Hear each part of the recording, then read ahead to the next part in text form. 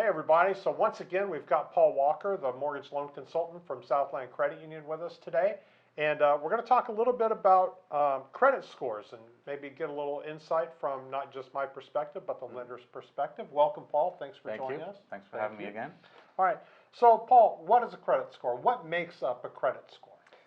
So a credit score is going to be comprised of what sort of debts you have, what types of debt, how much debt you have, how many on-time payments or late payments you have, and all of those things go into calibrating what those scores are. And there's three different bureaus that we typically use. There's Experian, there's Equifax, and there's TransUnion. So they're going to kick back a credit score to us based on the consumer's credit worthiness and how much debt they have and all of these factors.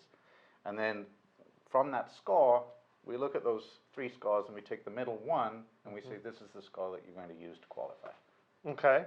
And then what is the score I need if I want to qualify for a loan? That's a good question because there's a minimum, but that's not what you really need. It's not what you want. And definitely not what you want, Yes. but it might not even be what you need. Ah. So with a conventional loan, for example, the minimum is 620. But that doesn't guarantee that you're going to get a loan approval because there could be so many late payments that created that 620 score and so many debt factors. And if your overall debt to income ratio is still high with that low score, then that's a greater risk for the lender. So probably you're not going to even get approved even though you do have that 620. What I would say is you need about a 680 credit score. Okay. And then you're not going to have any problems getting a loan. You might not get the best rate, but you're not going to have any problems getting a loan. If you can go over 700, 740, now you're going to have a good solid score, and then 780, 800 is obviously an outstanding score. So what is the highest score I can get? 850, believe it or not, is the highest score. 850. But I haven't seen one. You haven't seen one? No, Okay. I haven't They're seen few and far between. I've seen like 835 and 840, but I haven't seen an 850. And then, so let's just say that I have a 680. Let's say I have a 680 and Right. you have an 850. Right. Are we going to get a different interest rate on our loan? Absolutely you Absolutely. are. Yes, So absolutely you are. Because tell the me more interest about rate, that. yeah, the interest rate is dependent on the credit score and also on the loan to value. So how much down payment are you putting down? So let's say, for example, if you were to put 5% down and you have a 680 score and the other borrower has an 850 score, then you're going to get a slightly worse rate than the A-plus borrower. But Fannie Mae recently has changed their pricing, and you don't get penalized as much as you did because they're trying to help new home buyers get into houses. So the difference is not so great as it used to be. It used to be that would be a half to even 3/4 of a point difference. Wow. Now it might only be a quarter to a half a point difference, depending Okay. on the pricing. But your credit score is important because that's how you qualify for the loan. So who is Fannie Mae? Is that one of your old aunts or something like that? Who's Fannie Mae? Yeah, that's my aunt from a long time ago, and she gives me a lot of loans.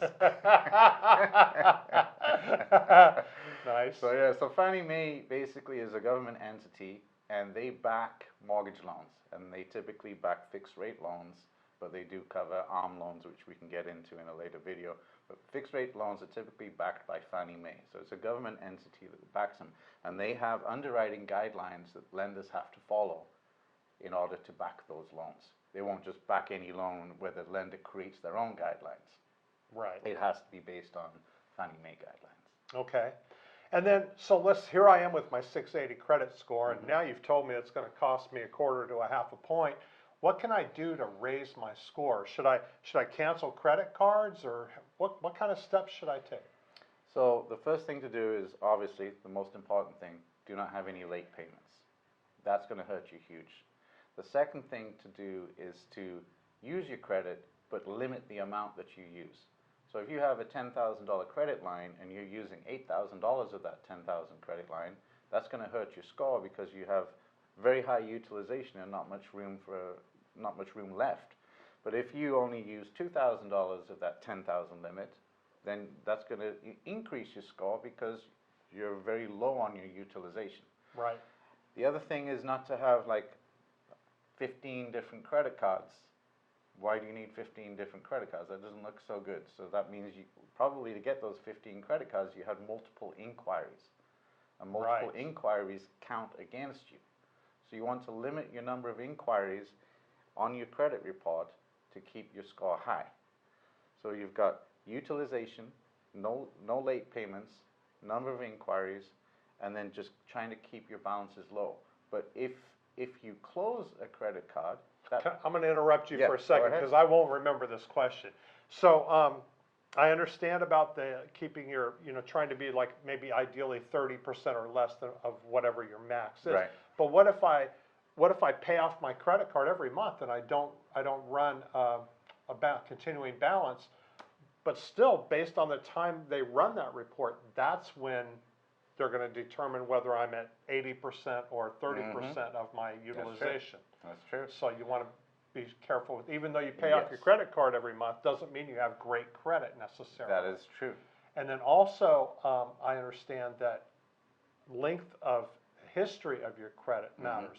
So, some people have, my wife has cards from, I think they're no longer even in existence, some of these department stores and things like that. But, you've had a credit card for 30, 40 years, not that I'm that old, but that helps, actually. Right. Yeah. Length of credit does help because it looks at what is the longest line of credit that you have. And that might be 5 years, it might be 10 years, or it might be 40 years in this case. That helps you because it shows that you are a long-time consumer who is responsible, and in that whole time you had no late payments, you kept your credit card balances relatively low, you used them, but you were responsible. That's what they're looking for.